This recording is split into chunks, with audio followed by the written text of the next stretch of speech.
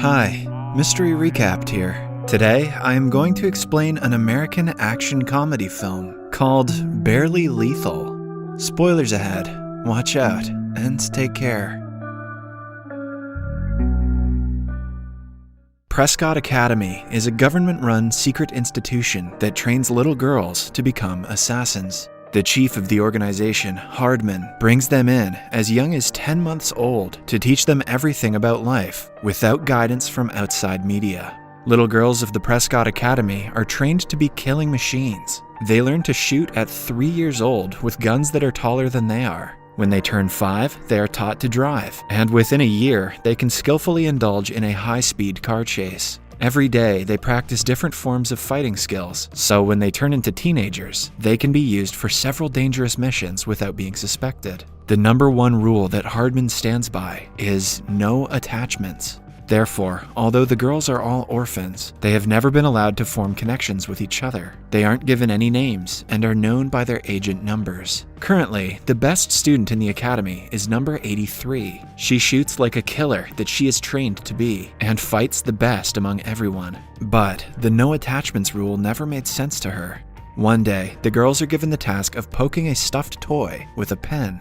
While the other girls do as told, 83 holds the toy to her chest. Hardman presents her as a bad example and tears the toy's head. 83 has emotions piling up inside her that are set to burst any day. As time passes, she grows into a teenager with outstanding fighting skills. Her biggest competitor is number 84, who has always been the second best at everything. She despises 83 and could kill her if they weren't working for the same agency. 83 is the first one in her class to be activated, meaning that she is sent on dangerous missions before all of her classmates. As usual, 84 is not happy about it, but she has no authority to protest.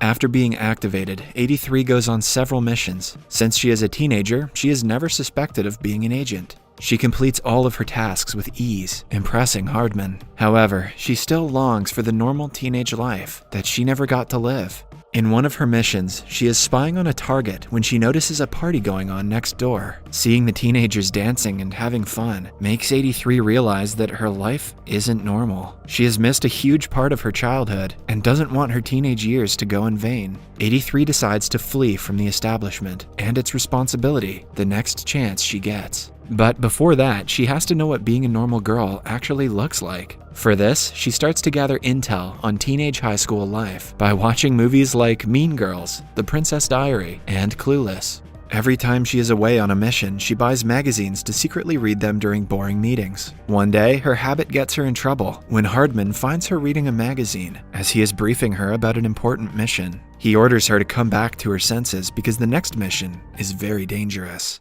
An arms dealer and the most dangerous woman in the mafia, Victoria, was located in a city 8 hours ago. She has to be captured alive within 2 days, or else she will disappear again.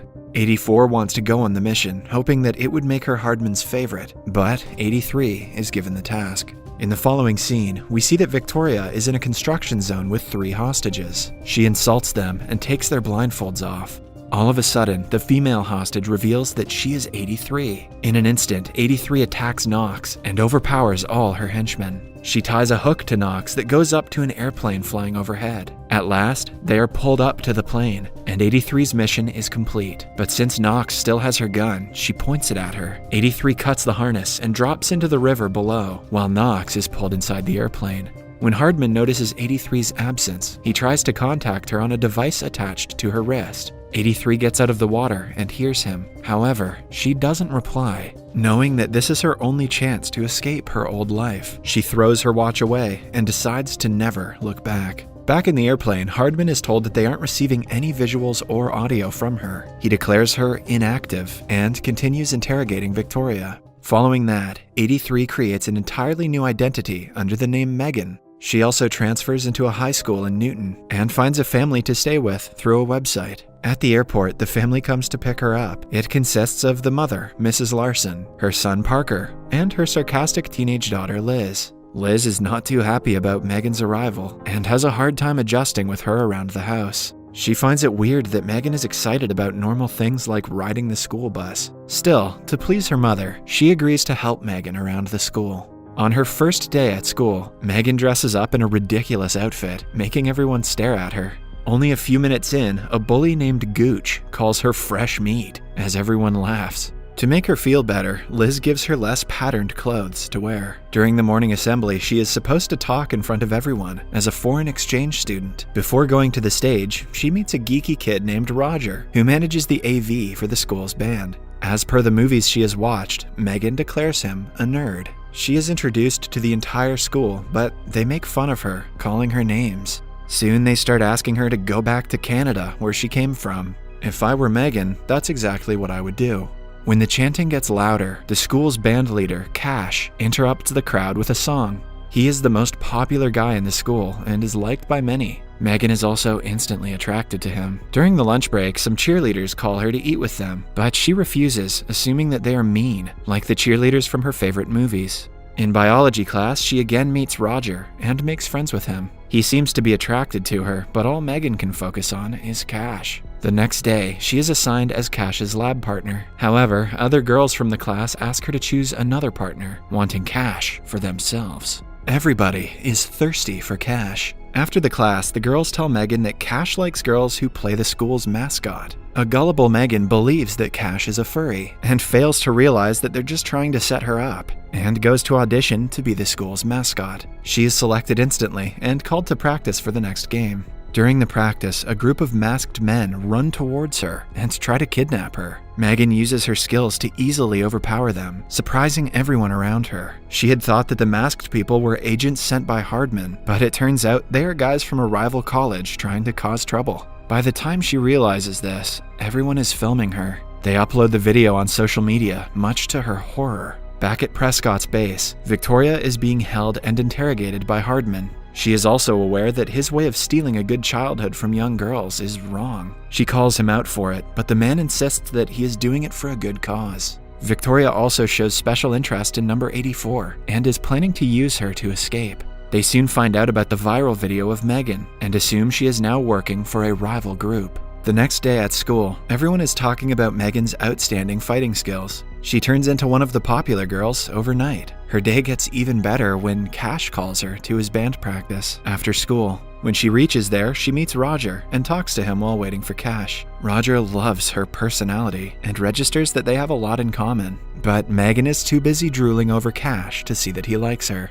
Later, she is invited to a high school party that her bully Gooch is throwing at his house. Megan is beyond excited because she has only heard of such parties in the movies. While returning home that day, she is kidnapped by people from Prescott. Hardman has assumed that she is working for a rival establishment and refuses to believe it when she tells him that she just wants to have a normal life. He injects her with a truth drug and finds out she is actually telling the truth. Hardman feels entitled to her life since he taught her everything she knows. He orders her to return to base in 2 days. Following that, his people dump her on the front porch of the house to make Megan look like she's just drunk. When Megan meets Roger the next time, she invites him to Gooch's party, but since his father is strict about parties, he refuses to go. Megan would feel better if he was there, since he is her only friend in the school. Later that night, Megan comes to the party with Liz, who was forced by her mother to accompany her. To Megan's surprise, 84 is also at the party, now going by the name Heather. Megan thinks Hardman sent Heather to keep an eye on her, but Heather doesn't confirm or deny the claim. Roger also comes to the party looking for Megan, but is disappointed to see her kissing Cash. By the end of the night, Cash asks her to be his homecoming date. The next morning, Megan gets on the school bus to see that Hardman is disguised as the driver. He is there to warn her that Victoria has escaped from Prescott and is planning to take revenge on her. He offers her to return to Prescott, but Megan refuses. Later, we see her and Liz driving to school when they are pursued by a masked assassin. While in a car chase, Megan tells Liz the truth about her past life. They eventually crash in a junkyard, along with the assassin's car. The assassin is lost, but Megan recognizes her to be Heather by the scent of her perfume. Liz is in the hospital after the crash. Megan wants to leave before more people get hurt because of her, but Liz thinks that Megan trying to abandon the family would be worse. Starting that day, they get along well. Megan tells Liz everything about her life as an agent. They shop for outfits for homecoming together and get each other ready for the special night. Liz goes out with Gooch, who has changed after spending time with her at the party. Poor Liz doesn't understand. Once a Gooch, always a Gooch. Meanwhile, Cash and Megan go together. Megan had thought that the night would be special, but Cash hardly talks to her. After spending some time with him, she realizes that his entire personality is being popular. She dumps him and goes to Roger, asking him for a dance. To her surprise, he declines and turns to his date for the night, Heather. The girls argue about who gets to be his date and eventually get into a fight. They wrestle around the venue, destroying the decorations. Eventually, they end up in the kitchen, where Heather is about to stab Megan. Liz sneaks up on Heather and stabs her in the leg with a corn dog stick. Then, Megan hits Heather over the head and knocks her out. Following that, the girls run back home to see that Victoria and her people have taken Mrs. Larson and Parker hostage. Megan fights them efficiently until they capture Liz. She stops resisting for the family's safety, but still has to hope that Hardman will come to save her. Victoria laughs at her for being so naive and reveals that she was the very first Prescott girl, number 1. Like Megan, she also left Prescott for robbing her of her childhood. She challenges Megan to a one-on-one fight and defeats her easily. Suddenly, Hardman arrives with reinforcements to help Megan and capture Victoria. They break in and knock out Victoria with a tranquilizer gun. Megan hugs Hardman, thanking him for the help. In the last scene, she stops Roger on his drive home and brings him with her on a helicopter ride.